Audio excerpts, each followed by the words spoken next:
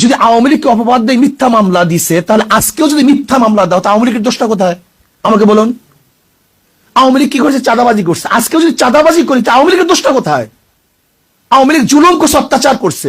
আজকেও যদি জুলুম অত্যাচার করি, তা আওয়ামী লীগের দোষটা কোথায়?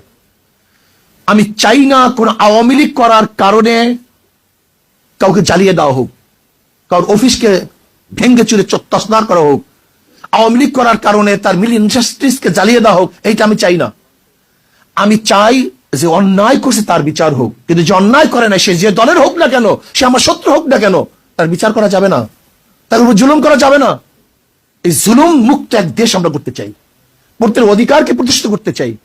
আমরা এখন জুলুম করতেছি, হাজারো মামলা হচ্ছে, নিরাপদ মানুষের বিরুদ্ধে মামলা হচ্ছে। তাই সে আওয়ামী লীগ করুক, সে নিরাপরাধ, সে ভালো, তার নামে মামলা দেবো কেন? তাহলে আপনিও যখন ক্ষমতা পরিবর্তন হবে, তা আপনার নামে তো মামলা দিবে। এই সংস্কৃতি চলবে কেন? আমরা চাই প্রাইম মিনিস্টার রাস্তায় হাঁটবে, কেউ কাউকে বলবে না। বিশ্বাস করেন, যখন সেফটি আইন করছে শেখ পরিবারের জন্য, তখন আমি বলছি এদেশের জনগণ অসেফটি, তারা নিরাপদ না। যদি তারা নির্বোধ হতো, তাহলে শেখ পরিবারের জন্য সেফটি আইন করার প্রয়োজন হইতো না। যেহেতু তারা জুলুম করবে, অত্যাচার করবে, এর জন্য শেখ পরিবারের জন্য সেফটি আইন করা হয়েছে। এই সেফটি আইনটি এনে আর দেখতে চাই না। আমরা চাই না কোন মন্ত্রী যাবে, কোন প্রাইম মিনিস্টার যাবে, তাদের জন্য রাস্তা এক সেকেন্ডের জন্য বন্ধ দেখতে চাই না। স্পেশালি একজন সাধারণ জনগণ যেইভাবে বরাদ্দ পাবে, সরকারি কর্মচারীরা তার চেয়ে কোনো বেশি বরাদ্দ পেতে পারবেন না। হযরত আবু বকর সিদ্দিক রাদিয়াল্লাহু আনহু খেলাফতে বসার পরে কাপড়ের গাঠি নিয়ে বাজারে যাইতেছিলেন। শোনেন, ইসলাম সম্পর্কে আমরা অনেকেই জানি না। ইসলামী ফুবি আমাদেরকে পাগল করে ফেলছে, আমাদের ব্রেনকে ধ্বংস করে ফেলছে। কাপড়ের গাঠি নিয়ে বাজারে যেতেছেন। ওমর ইবনে খাত্তাব রাদিয়াল্লাহু বললেন, ভাই আবু বকর কোথায় যান? কলে বাজারে যাই ব্যবসা করার জন্য। পেট চালাবো কিভাবে, খাবো কিভাবে? কলে গোটা জাতির বোঝা আপনার কাঁধের উপরে, আর আপনি যান ব্যবসা করার জন্য। কলে খাবো কি?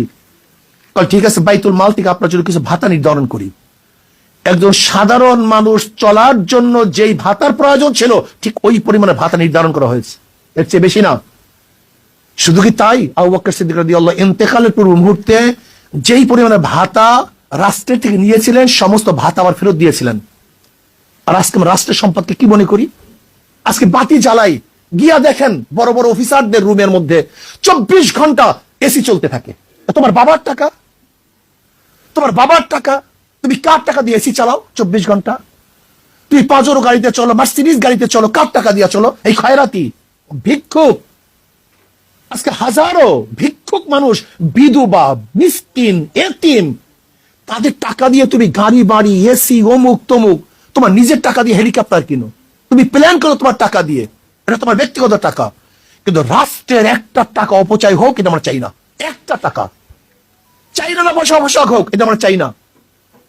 রাষ্ট্রের প্রত্যেকটা কর্মচারীকে দেশের অবস্থার আলোকে বাজেট করতে হবে দেশের আলোকে।